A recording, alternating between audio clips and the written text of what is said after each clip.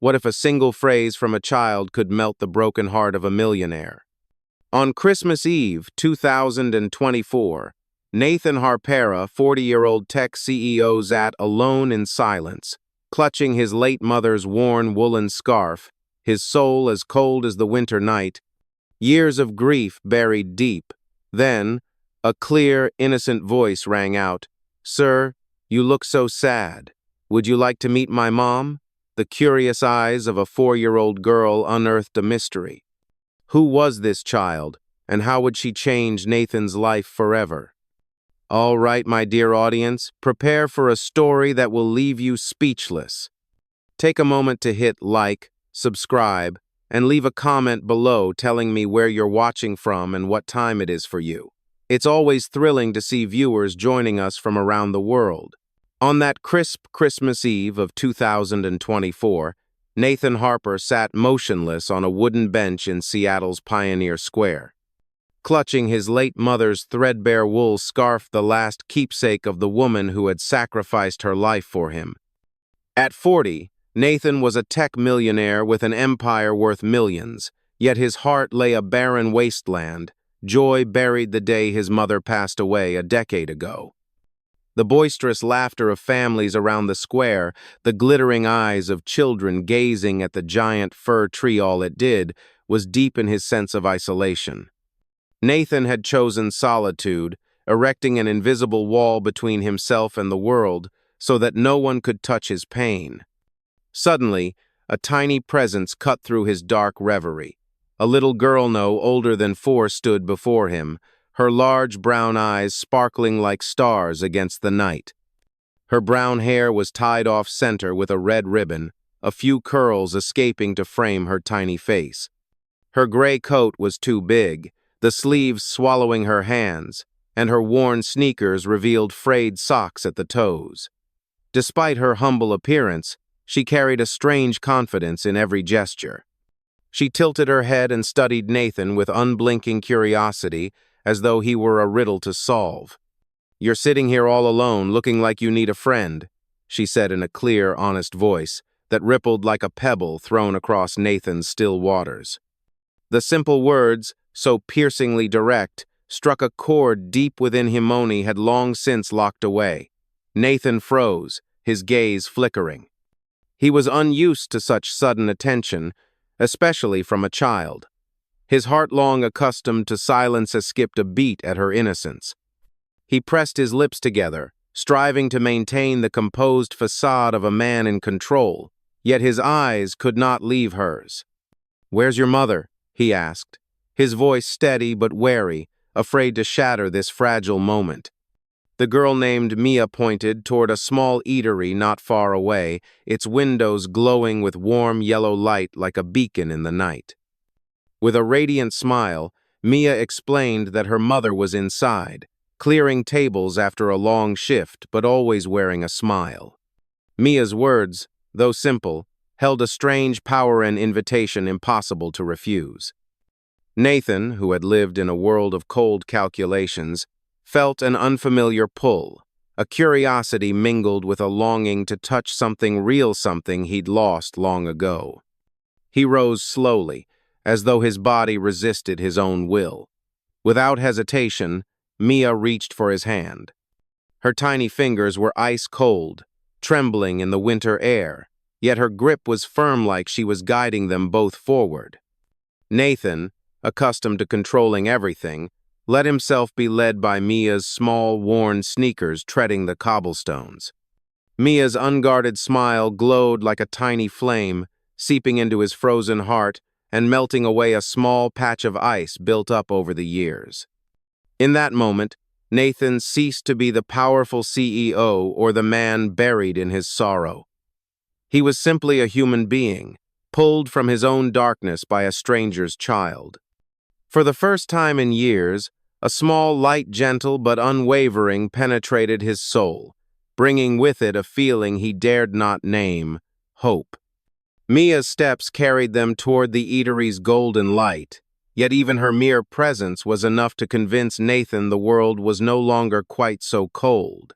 Nathan Harper stepped into Hazel's diner, still holding Mia's little cold hand, his heart still warmed by the small light she had unintentionally sparked. At 40, he was accustomed to isolation long days in a sterile office and lonely nights in a penthouse devoid of laughter.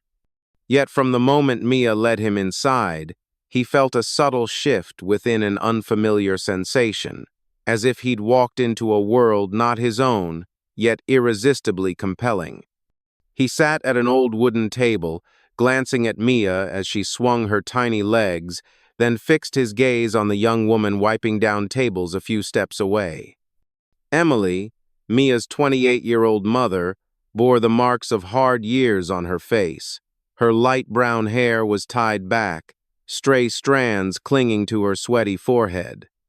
Her faded blue apron hugged her slender frame, and her red, chapped hands moved swiftly with quiet determination. When Emily noticed her daughter holding hands with a stranger, panic flashed in her dark brown eyes. She dropped her rag and hurried over, her worn canvas shoes whispering on the linoleum. In that instant, Nathan recognized a fierce protective instinct, not hostility, but a mother's love ready to face any threat for her child. "Mia, what did I tell you about talking to strangers?" Emily's voice was tense, yet her gentle tone conveyed deep care, like an invisible shield around her daughter. Nathan raised a hand, speaking in a low, sincere voice. "She thought I needed a friend. She's not wrong." His brief explanation, so earnest, paused Emily's alarm. She studied him from his expensive suit to his weary eyes, then back to Mia, who beamed as though she had discovered a treasure. Her child's innocence eased Emily's worry, and she nodded, inviting Nathan to stay and thanking him for looking after Mia. Emily returned to her work, but kept glancing toward her daughter, ever ready to protect. Nathan observed her, the calluses on her fingers, the way she pressed her lips when cleaning, the fatigue in her eyes that never yielded. From those eyes, he sensed an untold story, a single mother's fight to give her child a decent life, even in the smallest ways. Nathan's heart, long numb, stirred at Emily's quiet strength. She was no weak woman in need of rescuing, but a warrior wielding a persistent flame, undimmed by life's storms. When Nathan offered to buy them both a hot meal, Emily hesitated, her pride warring with the reality before her. She shook her head, ready to decline, but Mia's eyes lit up as she exclaimed, "I want pancakes!" Her enthusiasm softened Emily's stance, and she nodded, eyes briefly grateful yet resolute. Nathan watched as Emily returned to work, each step a silent declaration that she would never give up. In that moment, he felt something new, stirring not pity, but respect. Emily, through her unspoken strength, had sown in Nathan's soul a fresh seed, the belief that beauty still exists in the world, even in the most ordinary moments. In the soft glow of the diner's lights, Nathan realized something special about this woman. Not her circumstances, but how she faced life with resilience, a mother's fierce love for Mia, and a heart that refused to stop hoping. That brief moment etched an indelible mark on Nathan, as though he had touched another spark of light, continuing the small flame Mia had kindled within him. Nathan Harper sat opposite Mia at the worn wooden table of Hazel's diner, his gaze softening as he watched the 4-year-old nibble at tiny bites of pancake, syrup smeared clumsily on her chin. His heart, long accustomed to emptiness, suddenly warmed at her innocence, as though she were repainting the faded hues of his soul. Emily sat beside him, her slender hand resting lightly on her daughter's shoulder, her eyes both tender and weary, the look of someone perpetually straddling hope and reality. Nathan, who once considered emotion a luxury, felt a strange kinship with these two strangers, an unnameable sensation he could not ignore. During the meal, Mia began to share about her dream journal, a small notebook she carried everywhere, where she drew the things she wanted to do with her mother. Her voice was lilting and excited as she spoke of her wish to see the Christmas lights at the Japanese garden, where glittering lights turned the night into a fairy tale. Emily smiled, but it did not reach her eyes. In her gaze, Nathan recognized a deep sorrow. Mia's simple dreams felt unattainable to a single mother struggling day by day. That hidden grief touched a tender corner of Nathan's heart, the same corner he had buried his own childhood dreams when his mother died. Without hesitation, he offered to take them to see the lights that very evening, an impulsive act even he found surprising. Their excursion to the Japanese garden became a journey of small but profound moments. Mia skipped ahead, her torn sneakers scuffling on the path, her face aglow as the lights danced in her eyes. Emily followed more slowly, keeping a protective distance, her hands deep in her thin coat pockets as if to preserve what little warmth she had. In that quiet moment, Emily began to open up to Nathan in a low, candid voice. She revealed she had once been an art student, dreaming of becoming a painter, until everything collapsed when she became pregnant with Mia. Her family, those who should have supported her, turned away, leaving her alone with bills and a newborn. Despite life's harshness, Emily refused to harden her heart. She spoke of Mia as her only beacon, the sole reason she continued to fight. Nathan listened, his heart heavy with admiration for Emily's resilience. He, a man who once believed financial success could fill every void, suddenly felt small before this woman who had nothing but her love for her child, yet possessed a strength he'd never witnessed. Emily's generosity shone brightest on their return to the diner. A homeless man in tattered clothes approached, seeking money. Without hesitation, Emily pulled a box of cookies, Mia's last portion, from her bag. "We're okay," she said softly, matter of fact yet resolute. "They need it more." That simple yet profound act left Nathan stunned. He watched Emily, the woman who had nothing to give everything, and felt a wave of emotion rise in his chest. Emily's kindness, coupled with Mia's innocence, were like pebbles dropped into Nathan's silent soul, sending ripples outward. He realized these two, though living in poverty, possessed what he had lost, a heart that gives freely. Within him, a long-buried desire stirred not merely to exist through meaningless days, but to truly live, embracing the emotions he once feared. Emily and Mia's kindness was not a fleeting gesture, but a spark-small yet fierce awakening the humanity Nathan believed dead. In that moment, he sensed a subtle shift in his spirit, a longing to be part of something greater than himself, even if only for this simple Christmas Eve night with two strangers. Dear viewers, take a moment to relax or pour yourself a drink, then stay tuned for the rest of this surprising story. Comment 1 if you enjoyed it, so we know you're still with us. Nathan Harper walked slowly alongside Emily, his heart still rippling from her kindness and Mia's innocence. In Emily's arms, Mia had drifted to sleep, her small face resting on her mother's shoulder, breathing evenly as a silent lullaby. Nathan watched her long lashes fluttering, and felt a gentle warmth in his soul, a sensation he, at 40, believed had vanished forever. He, a tech CEO with a billion-dollar empire, had built his life behind invisible walls, burying the pain of losing his mother so no one could touch it. Yet now, in the stillness of this moment, those walls began to crack. Emily strode beside him, her worn sneakers whispering across the pavement, her gaze fixed on Mia as if every thought revolved around her daughter. Nathan observed her quiet resolve in every movement and suddenly felt a powerful urge to share, to shed the armor he had worn for a decade. He drew a deep breath, his voice low and hesitant as he began to reveal his deepest wound. He spoke of his mother, the only woman he ever loved, who raised him alone and sacrificed everything to give him a chance. "When I was 30, heart disease took her," he said, voice choking under the weight of memory. "She sacrificed it all for me. When she died, I vowed to succeed so she'd be proud, but now that I have everything, I have nothing at all."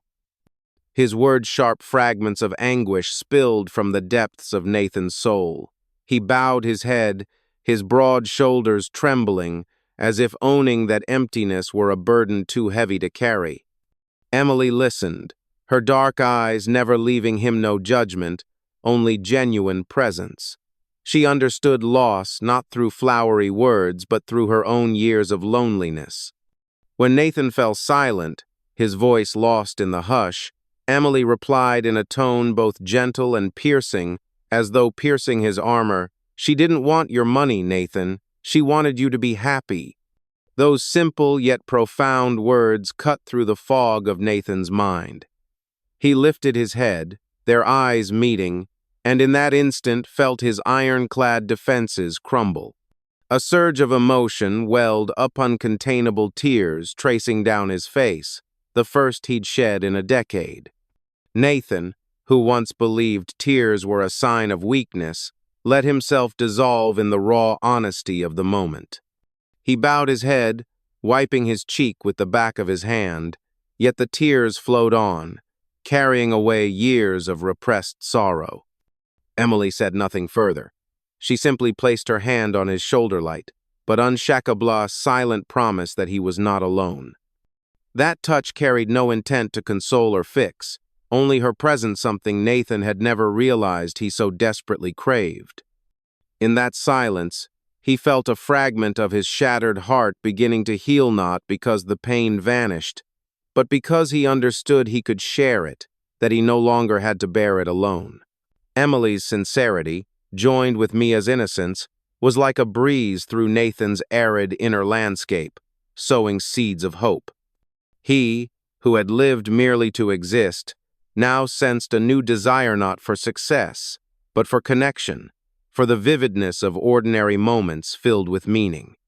Beneath the soft glow of the street lamp, Nathan walked alongside Emily and Mia, his heart lighter, as if a door had opened to reveal a path he never dared to dream of. Though his healing had only just begun, he believed once again that life still held things worth cherishing thanks to a resilient mother and a little girl with a wide-open heart. Nathan Harper, once a man of numbers and contracts, felt his heart slowly open after his moments with Emily and Mia. The little girl's sincerity and the silent strength of the single mother awakened in him a desire not merely to exist, but to leave a meaningful mark. He did not wish to rescue Emily and Mia as a distant benefactor, for he understood they needed no pity. Instead, he chose to offer them opportunities doors life had slammed shut in their faces. With the care of one accustomed to controlling every outcome, Nathan embarked on a journey to change not only their lives, but his own as well.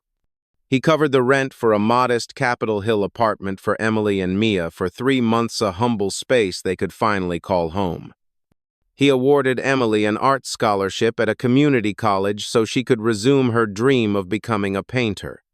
For Mia, he selected a brand new set of vibrant paints, which she clasped as if they were treasure. Emily, with steely pride, accepted his help on the condition that she worked to repay it. Respecting her resolve, Nathan arranged for her to take a part-time job in his company's office, illustrating ad campaigns. This role provided income and the chance to reignite her passion, each brushstroke a whisper of the person she once dreamed of being. Every Wednesday evening, Nathan brought hot pizza to their apartment, the scent of cheese mingling with the warm comfort of simple nights in. He would sit on the floor with Mia, and together they'd create awkward little drawings, crooked houses, smiling suns while Emily worked or studied at the kitchen table.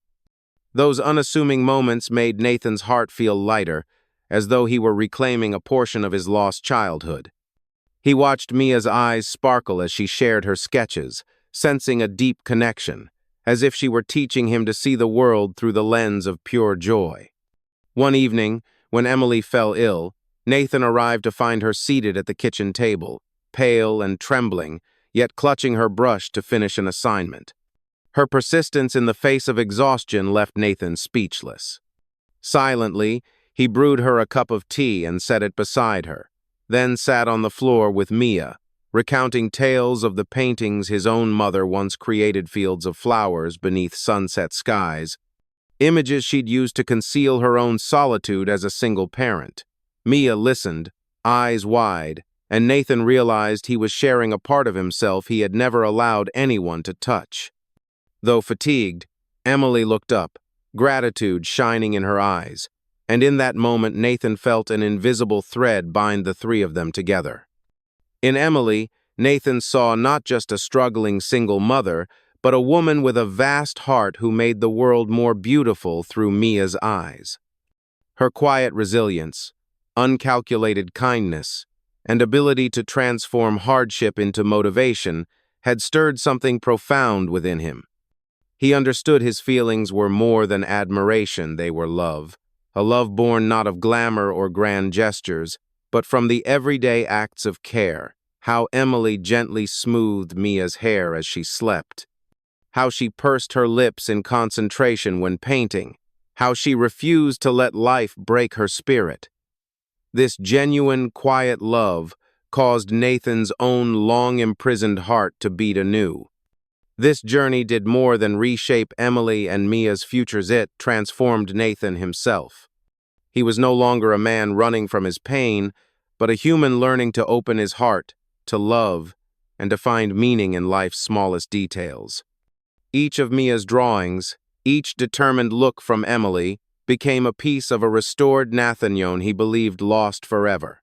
On Christmas Eve 2025, Nathan Harper stood before the small Capitol Hill apartment door, holding a carefully wrapped gift, his heart pounding with a feeling both strange and familiar. A year ago, he was a lonely man imprisoned by the grief of losing his mother. Now, he stood here, no longer the cold CEO of a tech empire, but a person learning how to love and belong. Emily and Miawanse, strangers on a cold Christmas night, had become the center of his world. He inhaled deeply and knocked softly. When the door opened, he sensed warmth not only from inside the room, but from the hearts waiting for him there. Emily stood in the doorway, wearing the bright red sweater Mia had chosen, her light brown hair cascading freely, her eyes shining with newfound confidence. She was no longer the tired diner waitress, she was a promising artist, each brushstroke telling a story of perseverance and hope. Mia, in a sparkling blue dress, darted forward and wrapped her tiny arms around Nathan's legs, her face glowing like a star. They pulled him inside, where a small Christmas tree stood in the corner, decorated with handmade ornaments screwed but overflowing with love. Together they hung paper stars and tinsel strands, Mia's laughter tinkling like silver bells alongside Emily's soft caroling. Nathan, once convinced that joy was a luxury, felt his heart fill, as if every moment with them completed a missing piece of himself. At 11 o'clock, Nathan produced the silver-wrapped present. He handed it to Emily, his gaze tender yet serious. Inside was an old painting by his mother, a sunset scene she had painted when he was a child, now lovingly restored by Emily's hands. Attached to the frame was a handwritten note, "For my family." Emily unwrapped the gift, her hands trembling. When she saw the painting, tears streamed down her cheeks. She embraced Nathan, whispering in his ear, "You gave us a home, but we saved you." Her words, though gentle, carried a power that warmed Nathan's heart. Mia, unable to be left out, squeezed between them, exclaiming, "We're the Christmas superhero team!" Her laughter swept away the last remnants of distance between them. But the deepest moment came when, in the hush of the room, Nathan revealed a secret he had buried for years. He had once resented his father, who abandoned him and his mother when he was little, leaving her to bear all hardship alone. That pain, like a thorn, had lodged in Nathan's heart, turning him into a solitary, bitter man.